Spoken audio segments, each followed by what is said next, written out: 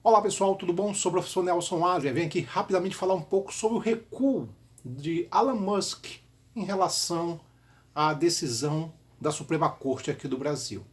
Vamos lembrar que a rede social X, antigo Twitter de Elon Musk, né, havia sido suspenso, ainda está suspenso, pela uma determinação judicial do STF. Né? Alexandre de Moraes, né, o ministro da Suprema Corte, determinou a suspensão da X depois que a X, na verdade, desobedeceu algumas determinações judiciais aqui do Brasil. Tá? Elon Musk, né, argumentando a ideia da democracia, da livre expressão, disse que não ia tirar esses perfis. E por isso a rede X foi suspensa. Pois bem, agora, há 2, 3 dias atrás agora, o Elon Musk resolveu retornar. Resolveu, como eu posso dizer, obedecer e acatar as normas, as determinações do STF. Aí vai dizer assim, poxa, então esse recuo é uma ideia de que está tudo muito bem, né, a vida vai voltar ao normal. Não é bem assim. Segundo Reinaldo Azevedo, que é um repórter aqui muito importante, ele parte da ideia de que isso é uma estratégia de Elon Musk na questão da extrema-direita. Porque assim, onde é o foco, onde é que está o grande foco dos perfis da extrema-direita no Brasil? Na X. E são vários. A partir do momento em que a X fica o que? Neutralizada, fechada, esses perfis que são tão influentes aqui no Brasil deixam de existir e deixam de influenciar, digamos assim, muita gente. Então, a ideia, segundo Reinaldo Azevedo, assim, é que avisaram para o Elon Musk, olha, vai lá, recua, porque senão a nossa participação, a nossa ação extremista, né, não vai ser ouvida. E aí, do nada, absolutamente do nada, o Elon Musk retorna.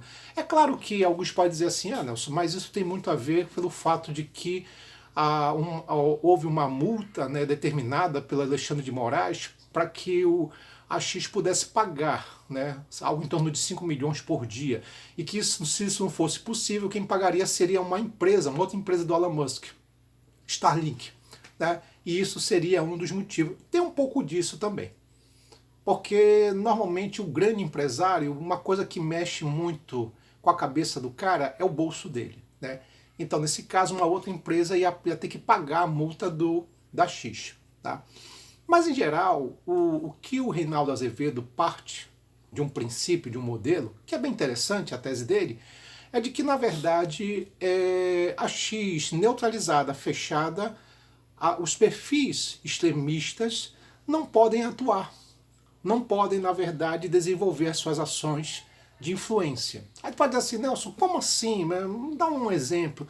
Eu vou pegar um caso específico que aconteceu no início de agosto, quando então um senador de extrema direita, tá, ele no seu perfil da X estava divulgando imagens da família de um delegado, tá?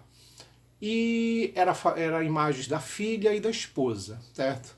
E botava assim na imagem coisas do tipo, procura-se vivo ou morto. Tá? Quer dizer, você está expondo a família do delegado ao quê? Ao perigo, à violência. Porque, como delegado de polícia, o cara já é avisado. Né? Aí o cara chega, um irresponsável chega, põe a imagem da família dele publicamente. Existe uma possibilidade, certo, da família sofrer um atentado. Tá entendendo? E foi justamente um desses perfis que o Alexandre de Moraes, né, determinou, estabeleceu que era para ser o que? Anulado, fechado, que não deveria ser excluído da X. Né? E foram que 3 ordens do Alexandre de Moraes para que esse perfil, vou pegar aqui especificamente, esse perfil fosse cancelado. E o Elon Musk disse, não vou cancelar. Vai continuar. Quer dizer, o que ele argumenta, o Elon Musk, é a questão do que? Do direito da democracia, livre expressão. Mas o que ninguém muitas vezes explica é o fato de que esse direito de livre expressão está arriscando a vida de pessoas. como a família do delegado. Tá entendendo? Então a gente precisa ter um pouquinho de cuidado, gente, quando a gente confunde livre expressão, né, com bagunça, com direito de expor a vida das pessoas ao perigo, né, de achar que a livre expressão é você simplesmente fazer o que bem entender, ao ponto de arriscar a vida de outras pessoas. Não é bem assim. Há uma interpretação equivocada da livre expressão, do direito de uma maneira geral. E agora, né, nós verificamos agora, nos últimos 2 dias, apareceram que advogados, né, dizendo ser representante da X, né, e, digamos assim, como representantes vão tentar responder pela X temporariamente. Né. O Alexandre de Moraes determinou que no prazo de 24 horas a X apresentasse um representante. A gente pode dizer assim, Nelson, mas os advogados não podem ser esses representantes? Não. Tá? É necessário que haja primeiro o representante para depois ter os advogados. Tá? Não pode ser o inverso. Eu acho que os advogados, os senhores advogados devem saber, sabem muito bem disso, que a regra é essa, você precisa ter um representante aqui no Brasil para depois ter os advogados. E aí está um processo inverso. Os advogados, né, cadê o representante? Não tem. Tá? É por isso que o Alexandre de Moraes determinou um prazo de quê? De 24 horas para que a X apresentasse o seu representante. Então, é mais ou menos nesse sentido, tá? E a coisa fica um pouquinho estranha. Então é por isso, não é que o Alexandre de Moraes está duvidando dos senhores advogados, é porque pela regra é essa. Primeiro você tem o representante, depois os advogados. Mas o que é interessante mencionar é que esse recuo do Elon Musk, né, é parte de uma ideia que pode ser vista como o quê? Como uma forma de tentar resolver a situação, né, porque ele estava intransigente. O Elon Musk ela fez aquela coisa do tipo, vou pagar para ver, bora ver, certo? E pagou. E vai pagar, porque tem uma multa gigantesca que uma das suas empresas vai ter que pagar. Tá? Quer dizer, ele num determinado momento deu uma de doido, né? E verificou, né, como existe aquele ditado popular, o remédio do doido é o doido e meio, né? E pagou para ver. E agora, né, tá tentando retomar as ações aqui na X, tentar contornar a situação, verificar, olha, não é bem assim, sabe? Vocês me interpretaram mal, não é dessa maneira, tá, não sei o quê. Só que, de novo, a tese do Reinaldo Azevedo é muito interessante, porque ele parte da ideia de que esse recuo do Elon Musk tem muito a ver com o quê? Com o fato de que a extrema-direita, os discursos intolerantes, radicais, violentos, se perderam força, ou ficou manco aqui no Brasil. Por que ficou manco? Porque o maior foco da extrema-direita está justamente na X. E, se tu analisar com calma, a partir do momento que a X ela fica anulada, fechada, as vozes da extrema-direita começam a se perder. Então, é tipo, olha, falaram pro cara, olha, Musk, cara, recua aí porque a gente está perdendo. A gente não está ganhando, a gente só está perdendo. Tá? E aí, do nada, o cara resolve o quê? Rever a situação, né? Se tornou do nada o paladino da democracia. E não é bem assim.